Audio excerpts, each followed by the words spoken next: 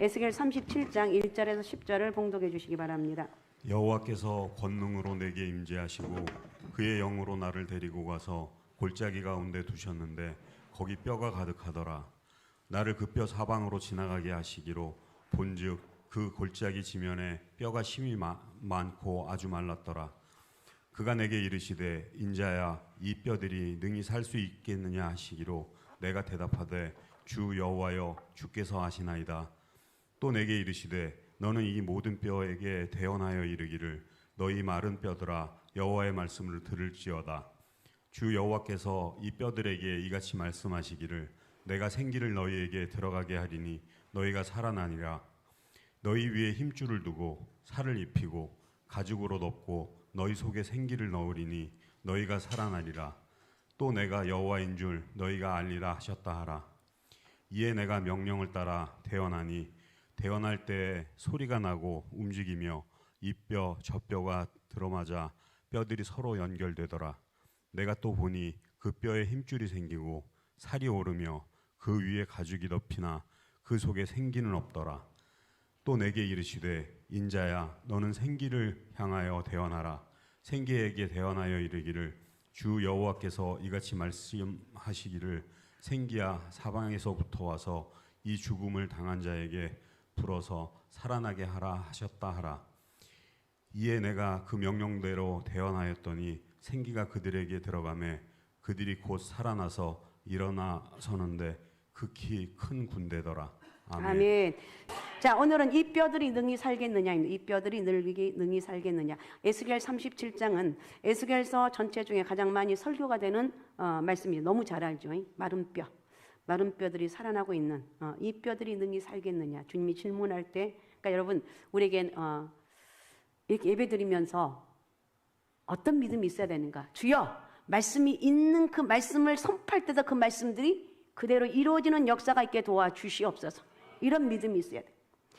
에스겔 37장은 소망의 메시지입니다. 느부갓네살 왕이 유다를 3차에 걸쳐 침공했다고 계속해서 지금 말씀드리고 있습니다. 1차 침공은 BC 605년이고 다니엘과 세 친구를 잡아갔습니다. 다니엘과 세 친구들이 1차 침공에 이 바벨론의 포로로 끌려갔구나. 이렇게 생각하면 됩니다. 알았습니까? 알았습니까? 다니엘과 세 친구들이 언제 잡아갔다고요? 다음 주에 또 물어볼게요. 다음에 꼬박 잊어먹지 말아요. 그 다음에 2차 침공은 BC 598년 여호야김이 바벨론을 배반하고 애국과 동맹했기 때문에 그때 여호야김이 폐위되고 여호야긴이 포로로 끌려갑니다. 그리고 유다의 훌륭한 모든 일꾼이 포로로 끌려갔습니다. BC 598년 이후로는 예루살렘 땅에 조금 부족한 사람들만 남았어요. 이들이 땅을 차지하고 이렇게 말합니다. 이제는 우리가 이곳에 집을 짓고 살자. 여호와는 여호와의 성전이 있는데 감히 누가 우리를 멸망시키겠느냐. 우리가 복받는 사람이로다.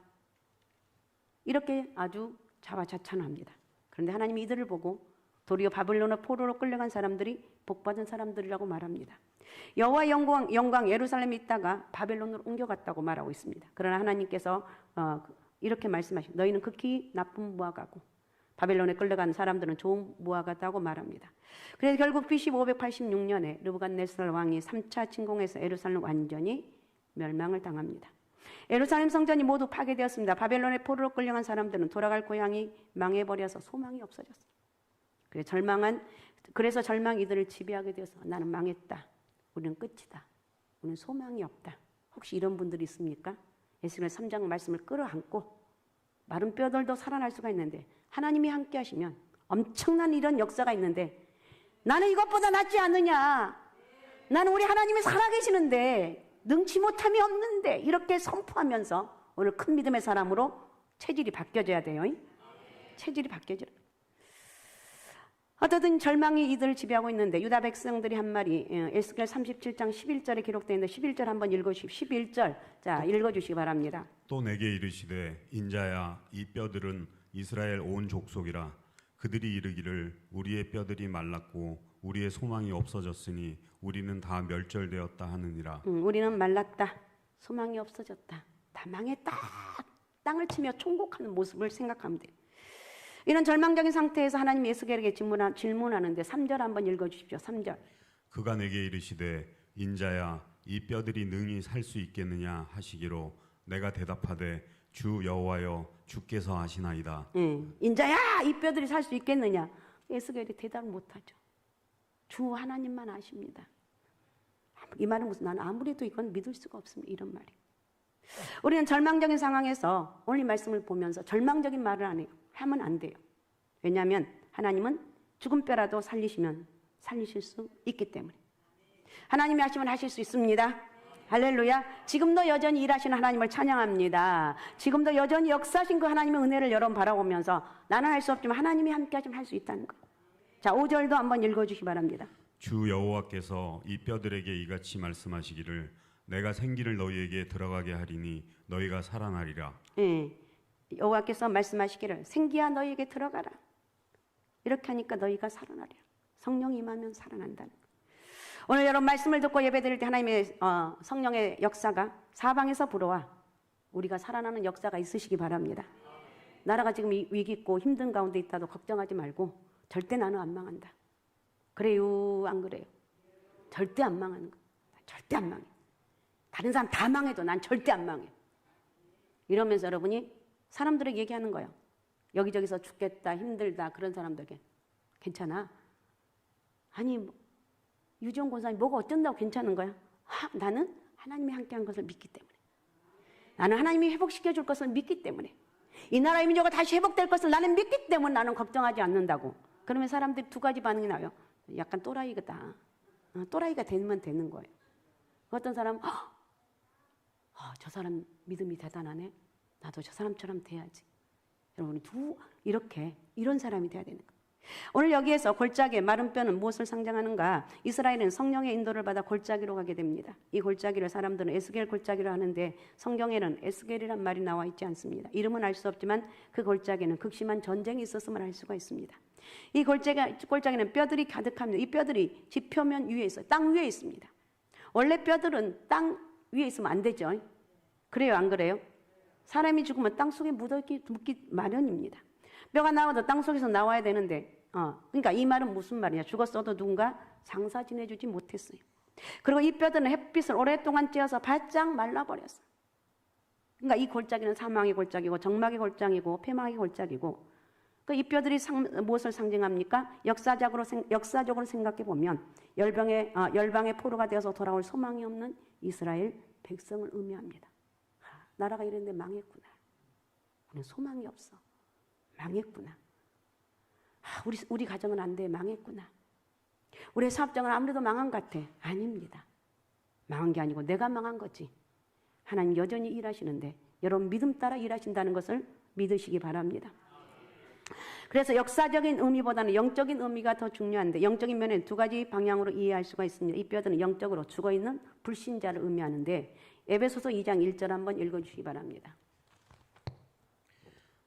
그는 허물과 죄로 죽었던 너희를 살리셨도다. 허물과 죄로 죽었던 불신자들의 상태를 그림같이 표현한 것이 골짜기의 마른 뼈입니다. 구원받기 전에 인간의 영혼이 죽었다고 하는 것은 하나님을 향해 죽어있다는 의미입니다. 불신자들은 하나님과 영적으로 단절되어 있습니다. 불신자들이 극도로 악하다는 말은 아니죠. 불신자들도 착한 사람들이 정말 많이 있어요. 어쩌면 믿는 나보다 훨씬 더 착한 사람이 많아요. 또 불신자들이 동일하게 악하다는 말을 하는 것도 아니고 조그만 덕도 없다는 것을 말하는 것도 아니에요. 다만 하나님 불러도 대답이 없어요. 하나님 말씀하셔도 듣지를 못하는 거예요. 하나님을 향한 사랑과 열망도 없고 진리에 대한 관심도 없습니다. 불신자들은 모태에 나올 때도 하나님과 분리되어서 나오고 살아갈 때도 분리된 채로 살다가 죽으면 하나님과 분리된 세계 지옥으로 간다는 거예요. 분리되었다? 지옥으로 간다는 뜻이죠. 그리고 인간이 영적으로 사망한 것은 억울한 피해자가 된 것이 아닙니다. 하나님이 아담과 하와를 창조하시고 모든 자유와 특권과 생명과 먹을 것과 입을 걸 다 주셨어요. 아담과 하와는 부족함이 없어. 참 인간이 참 아담과 하와를 보면 우리는 인간이 어리석다는 생각을 합니다. 그런데 아담과 하와는 모든 걸 다 주셨는데 하나님을 이 모든 것을 반역하는 데 사용했습니다. 그러면 아담과 하와는 범죄자가 된 것입니다.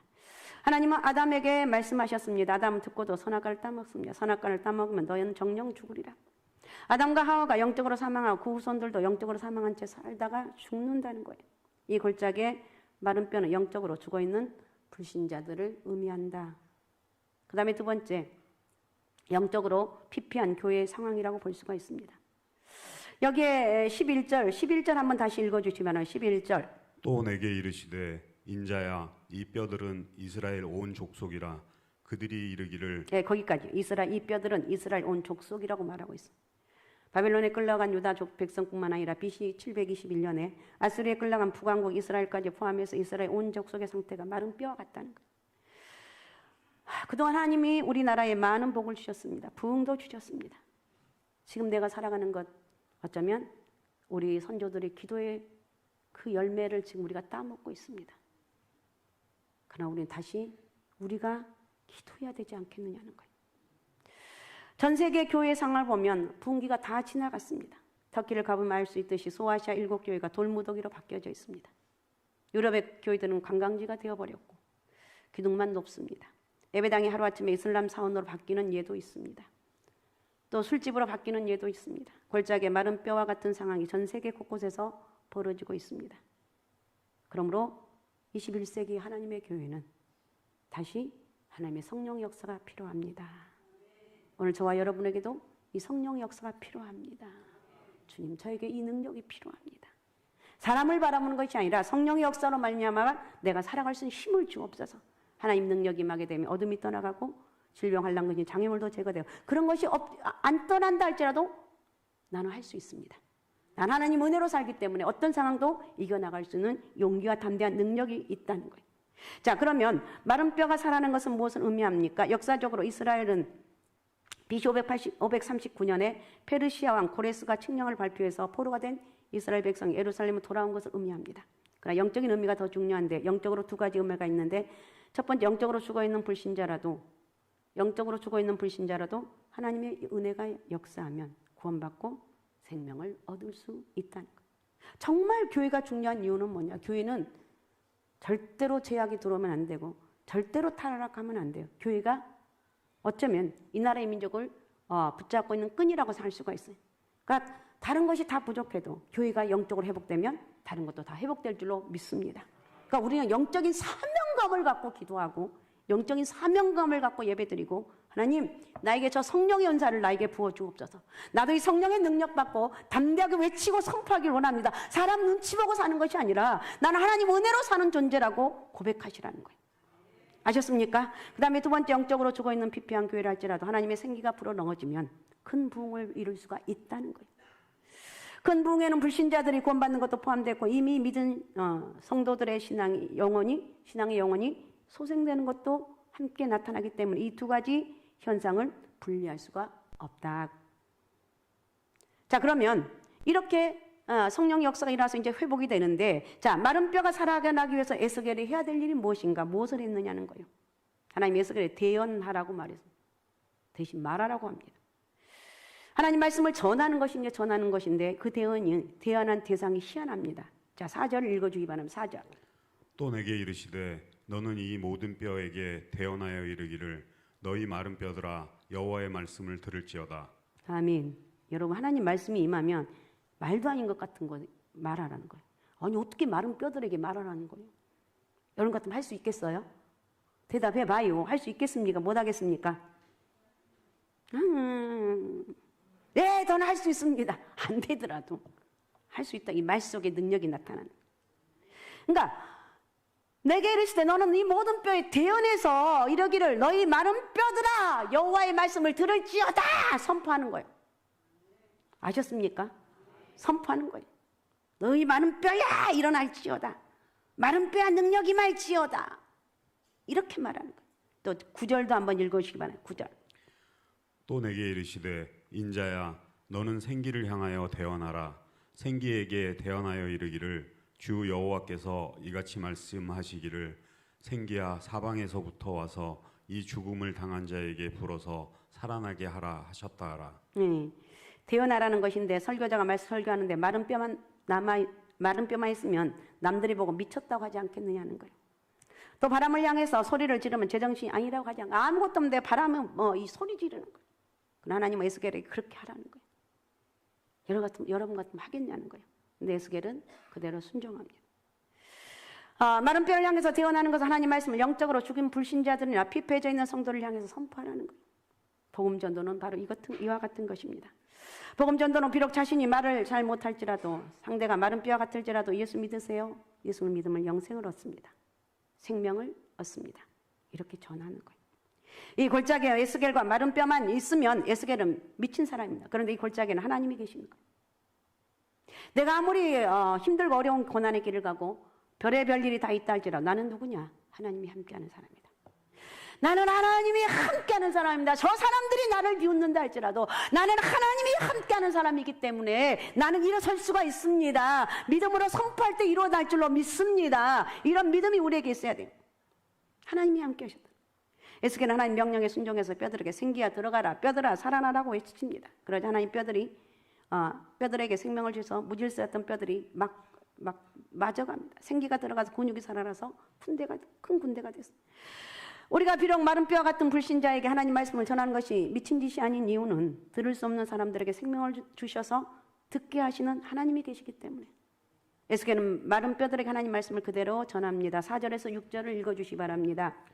또 내게 이르시되 너는 이 모든 뼈에게 대언하여 이르기를 너희 마른 뼈들아 여호와의 말씀을 들을지어다. 여호와의 말씀을 들을지어다. 주 여호와께서 이 뼈들에게 이같이 말씀하시기를 내가 생기를 너희에게 들어가게 하리니 너희가 살아나리라. 너희가 살아나리라 이렇게 말하고 6절. 너희 위에 힘줄을 두고 살을 입히고 가죽으로 덮고 너희 속에 생기를 넣으리니 너희가 살아나리라. 또 내가 여호와인 줄 너희가 알리라 하셨다 하라. 네, 이렇게 하면서 내가 여호와인 줄 알게 하리라 하셨다 하라. 에스겔은 마른 뼈를 놓고 뼈들아 여호와의 생기가 들어가는 살아나라 이렇게 외칩니다. 큰 소리를 외치자 큰 군대가 되었습니다. 전도자는 마른 뼈 같은 불신자를 향해서 예수 믿으세요. 그러면 죄 사함 받습니다. 그리고 영생을 얻습니다. 이렇게 외치라는 거예요. 듣거나 안 듣거나 외치라는 거예요. 하나님이 들을 귀를 듣게 해주시고 이것을 믿고 외치라는 거예요. 설교자는 죽어있는 교회를 향해서 외쳐야 되는 거예요. 생기야 사방에서 몰려와라. 그럼 우리 교회가 부흥이 일어날 것이다. 교회가 피폐하일지라도 성령의 생기만 불어오면은 부흥이 일어난다는 확신을 갖고 외치라는 거예요. 우리 가정에 하나님의 역사가 있을지어다. 성령의 역사가 있을지어다. 우리 사업장에 하나님 은혜가 임할지어다. 성령의 역사가 있을지어다. 살아날지어다. 사랑하는 아들아 너는 살아날지어다. 하나님 은혜가 함께할지어다. 이렇게 외치라는 거예요. 이건 돈도 안 들고 아무것도 안 들어요. 여러분 믿음만 있으면 되는겨. 그러니까 할 수 있어요? 없어요? 할 수 있어요? 없어요? 할 수 있습니다. 이러면 믿음이 들어가는 거예요. 그러니까 바람을 향해서 태어나는 것은 기도하는 것을 의미합니다. 바람은 히브리어로 루하우인데 생기, 영, 성령을 의미합니다. 생기야 사방에서부터 와 사망을 당한 자에게 붙어서 살게 하라. 바람을 향해서 명령, 기도는 명령이에요. 피조물이 하나님을 향해서 명령할 수 있는 것은 기도입니다. 성령의 바람은 좋은 바람입니다. 이 바람이 불면 잃어버린 영혼들이 살아나고 교회가 부흥되는 역사가 있고 가정이 회복이 됩니다. 성령의 바람이 불어오는 것이 사도행전 2장의 오순절 사건이라고 볼 수가 있는데 성령이 강하게 불고 급한 바람이 불더니 제자들이 성령 충만을 받아서 나가서 전도하니 3,000명이 예수 믿고 구원을 얻었습니다. 요한복음 3장 8절을 읽어주시 바랍니다. 바람이 임의로 불매 내가 그 소리를 들어도 어디서 와서 어디로 가는지 알지 못하나니 성령으로 난 사람도 다 그러하니라. 예. 아멘. 나도 모르게 어느 날 성령이 받았더니 내 갑자기 믿음이 생기고 발딱 일어나게 되고 그동안 내가 왜 바보같이 살았지? 난 할 수 있는데 나는 하나님이 함께하는 사람인데 누가 나를 무시할 것이냐? 나는 하나님이 여러분 당당하게 나가고 믿음으로 나가면 여러분에게 사람들이 말도 못해. 민수기 11장에 보면 이스라엘 백성이 텐트 속에서 울고 있습니다. 모세가 우는 이유가 묻습니다. 백성이 대답하기를 고기가 먹고 싶어서 운다고 말합니다. 모세가 하나님 앞에서 기도합니다. 주께서 내게 이같이 행하실진데 구하옵나니 내게 은혜를 베푸사. 즉시 나를 죽여서 나의 공감을 보지 않게 하옵소서. 이렇게 기도합니다. 하나님 모세에게 내일 고기를 주겠다고 말합니다. 고기를 주는데 코에서 넘쳐서 싫어하기까지 한 달 동안 먹을 고기를 주겠다고 말합니다. 믿음 좋은 모세도 어떻게 이 많은 200만 명이나 되는 사람이 한 달 동안 먹게 하실 건지 의문이 생겼어요. 하나님 모세에게 말합니다. 여호와의 손이 짧아졌느냐? 내가 이제 내 말이 내게 응하는 여부를 보리라고 말합니다. 그 다음날 하나님 응답해 주시는데 바람이 여호와에게서 나와서 바다에서부터 메추라기를 몰아 진곁 이편저편 곧 진사방으로 각기 하룻길 때는 지면 위 두 기쯤 함께 내리게 했습니다. 바람이 불자 메추라기 떼가 날아와서 200만 명이 넘는 한 달 동안 실컷 먹게 되었습니다. 이게 하나님이 하신 일이죠. 여러분 가슴속에 좀 이런 울렁울렁하는 나도 할 수 있겠네. 내가 하는 것이 아니라 하나님 성령이 함께 하시면, 내가 하면 아니고 하나님이 함께 하시면, 교회 부흥도 마찬가지, 잃어버린 영혼의 구원도 마찬가지. 성령의 바람이 불어와야 됩니다. 하나님 진리의 말씀과 성령의 바람이 함께 만나면 마른 뼈가 변하여 큰 군대가 되는 것. 이것이 참된 부흥입니다. 저는 다시 한번 이 나라가 다시 교회들이 부흥되기를 원합니다. 할렐루야. 부흥이 있을 줄로 믿습니다. 부흥이 있어야 돼요. 21세기 한국교회는 우리가 사명을 받아야 돼요. 우리에게 복음을 들려져 있습니다. 우리에겐 선교에 대해 사명이 있습니다. 사업을 위해서 기도할 때 하나님, 제가 선교할 테니 사업 좀 잘 되게 해주세요. 기도하면 이렇게 하지. 하나님, 내 사업 잘 돼서 내가, 그게 아니라 사업 잘 돼서 선교하게 해주세요. 자녀를 위해서 기도할 때 우리 자녀가 선교 사명을 감당한 큰 인물이 되게 해주세요. 뭔지 모르게 좋지 않아요? 교회를 위해서 하나님, 우리 교회가 선교 많이 하는 교회가 되게 해주세요. 이렇게 기도하는 거예요. 우리는 세계를 향한 선교의 사명을 받고 선교의 대상을 이루기 위해서는 성령의 강한 바람이 다시 불어와야 된다. 성령을 보하면 하나님 은혜와 능력이 있다는 것을 믿으시기 바랍니다. 결론적으로 설교단은 마른 뼈를 향해서 하나님 말씀을 그대로 전해야 되는 거예요. 사도들이 증거한 캐리그마 순수한 복음을 그대로 증거하고 성도들은 다시 기도의 불을 붙여야 돼요. 성령이여 사방에서 불어오소서. 우리에게 생기를 넣어주소서. 교회와 가정에 생기가 들어가게 하시고 내 영혼에도 생기가 들어가야 되겠습니다. 생명 없는 곳에 생명을 불어넣는 것도 생기고, 질서 없는 곳에 질서가 있게 하는 것도 생기고, 소리 없는 곳에 삶의 소리를 넣어놓는 것도 생기고, 힘이 없는 곳에 힘을 불어넣는 것도 생깁니다. 우리에게 생기가 필요한 줄로 믿습니다. 하나님 왜 이 부흥을 주시는 이유가 뭐냐? 내가 여호와인 줄 너희가 알리라. 6절, 13절, 14절은 내가 여호와인 줄 알리라. 부흥은 하나님의 영광을 받으시기 위함이라는 것. 하나님의 상가수만교가 부흥이 되어서 이 나라 이 땅 온 교회가 부흥되어서 다시 한번 이 나라의 민족의 성령의 강한 역사가 있고, 제가 모든 얻은 것들이 다 타버리고 성령의 강한 역사가 일어나야 될 줄로 믿습니다. 부흥은 인간이 영광을 받는 순간 사라지는 거예요. 영광은 하나님께 돌려갈 때 부흥이 일어나는 거예요. 그 한 가지 목적을 기억할 때 유지가 됩니다. 우리는 다시 기도해야 됩니다. 주여, 사망에서 생기가 불어와서 죽은 영혼이 살아나고 낙심한 영혼에게 생명을 주어서 하나님의 영광을 높이 나타나게 하시고, 하나님 우리에게 주어진 사명을 잘 감당케 도와주옵소서. 하나님 나라가 나를 통해서 확장되길 원합니다. 성령의 역사가 이루어지길 원합니다. 선포하며 나갈 때 여러분 오늘 시간에 힘이 생겨지고 능력이 생겨지고 불쑥불쑥 하나님의 은혜와 축복이 함께하는 그런 역사가 있으시기 바랍니다. 아셨습니까? 오직 예수, 오직 믿음, 오직 성령 충만으로 이런 놀라운 축복의 통로가 여러분의 주인공이 되는 그런 은혜가 있으시기 바랍니다. 자, 오늘 이 말씀 생각하면서 우리 같이 정말 뜨겁게, 이 시간 좀 대충 기도하는 것이 아니라 뜨겁게 한번 기도하면 좋겠습니다. 주여, 이 뼈들이 능히 살겠느냐? 하나님 성령이 임하시면 죽어갔는 이 영혼 속에 죽을 것 같고 망할 것 같은 이 나라 이 민족에 우리 교회에 하나님의 성령 역사가 일어나면 큰 부흥이 있고 다시 회복의 역사가 임할 줄로 믿습니다. 우리 사업장에 우리의 자녀들 앞날도 하나님의 축복이 임할 줄로 믿습니다. 성령이 이 시간 강하게 역사하여 주시고 저희 가운데 임하게 도와주시고 축복하여 주옵소서. 자, 주여 세 번 부르고 우리 같이 통성으로 같이 기도하겠습니다. 주여, 주여, 주여.